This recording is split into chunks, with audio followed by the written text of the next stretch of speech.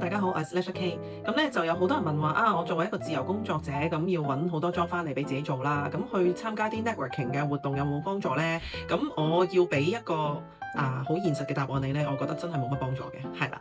咁我自己有10年有多嘅 corporate sales 嘅經驗嚟講咧，即係呢啲唔同嘅 networking 活動，其實我都參加過好多㗎啦。即係去啲 seminar 啊、啲商會活動啊、啲行業嘅娛樂活動啊，或者聚餐啊等等咁啦。咁你話去呢啲活動係咪冇意義咧？當然唔係啦，因為咧你都會見識到唔少人啦，會聽到市場一啲 update 嘅資訊啦，聽到好多唔同人嘅意見啦。咁其實都係一個學習嘅機會嚟嘅。但係如果你嘅期望係放喺希望喺呢一啲 networking 嘅活動裏面可以揾到生意翻嚟咧，咁我就覺得你多數都會好失望啦。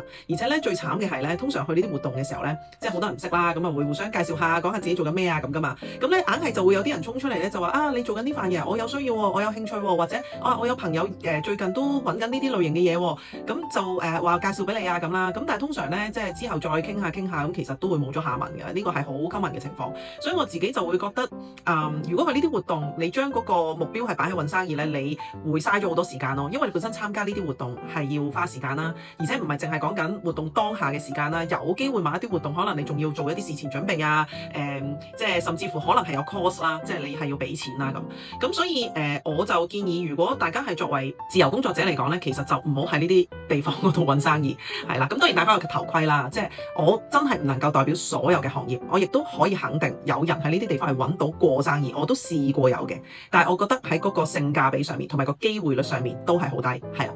咁唔用呢啲方法，咁我點揾生意啫？咁其實我一直以嚟，如果大家有 follow 開我嘅內容咧，都知道我一路都係好建議大家喺平台一啲揾 job 嘅平台上面揾生意嘅。其實而家本地同埋國際都有好多呢啲咁嘅平台。我所有嘅 freelance job 都係喺上面揾翻嚟嘅，係啦。咁我就係之前都有 share 過啦。其實我用1-2個月嘅時間已經揾翻我全職嘅收入，就係透過接 freelance job 啫。